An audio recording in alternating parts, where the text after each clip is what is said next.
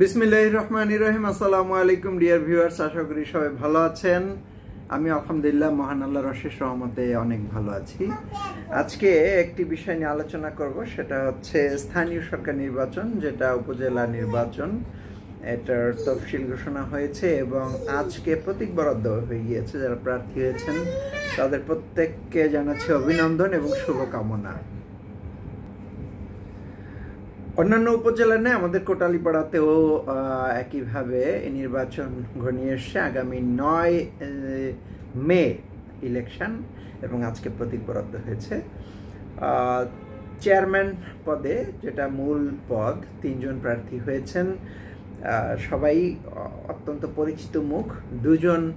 একজন সাবেক চেয়ারম্যান এবং একজন সদ্য সাবেক চেয়ারম্যান এবং আর একজন নতুন মুখ।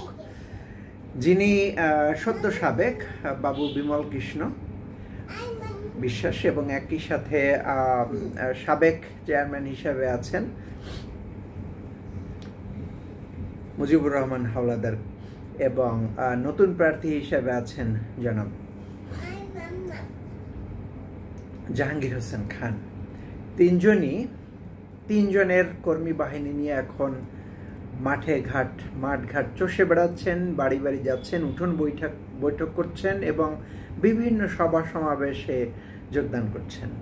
সো এইরকম একটা পরিবেশ 5 বছর পরে আসে এবং মানুষের দাঁড়ে দাঁড়ে যাওয়া হয়। এটা দেখতেও ভালো লাগে। গণতন্ত্রের সবচেয়ে মজার এবং আনন্দের সময় কিন্তু এই নির্বাচন। একই সাথে একটা রিস্কি টাইমও বলা যায়, কারণ এই সময় অনেক এলাকাতেই বিভিন্ন রকম সহিংসতা হয়, নির্বাচনকালীন সহিংসতা। সো যারা আমাদের এলাকায় প্রার্থী আছেন অত্যন্ত সজ্জন হিসাবে পরিচিত এবং কর্মী বান্ধব প্রত্যেকেই, এবং নিজস্ব একটা বড় কর্মী বাহিনী আছে 3 জনেরই।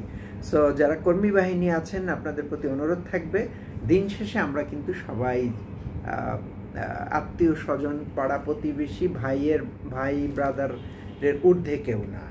খোঁজ নিলে প্রত্যেকের স্বজন, কারণ আমরা একই এলাকার বাসিন্দা। সো এই ক্ষেত্রে এই নির্বাচনে উৎসব থাকবে, তর্কাতর্কি থাকবে, বিতর্ক থাকবে, এক গ্রুপ আর এক গ্রুপের বিপক্ষে বলবে, এগুলো চিরাচরিতভাবে হয়ে এসছে, হবে, কিন্তু সেটা যেন একটা লিমিট রেখে হয়। এই নির্বাচনটা হবে একদিনের, কিন্তু একদিনের কারণে যেন সারা বছর শত্রুতা তৈরি না হয়। সবাই এই ব্যাপারটা অনেক সজাগ থাকবেন বলেই বিশ্বাস করি। যারা প্রার্থী আছেন 3 জনের জন্য শুভকামনা থাকবে। জনগণের দ্বারে দ্বারে আপনারা যাচ্ছেন, মহান আল্লাহ যার কপালে লিখে রেখেছেন তিনি তো হবেনই। আপনারা অবশ্যই আপনাদের সাধ্যমতো প্রচেষ্টা চালিয়ে যান এবং জনগণের মন যিনি জয় করতে পারবেন তিনি নির্বাচিত হবেন।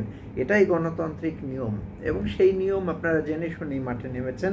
সো এই ক্ষেত্রে জনগণের উপর সিদ্ধান্ত সবার ছেড়ে দিতে হবে এবং দিয়েছেন বলেই তো আপনারা নির্বাচনে প্রার্থী হয়েছেন।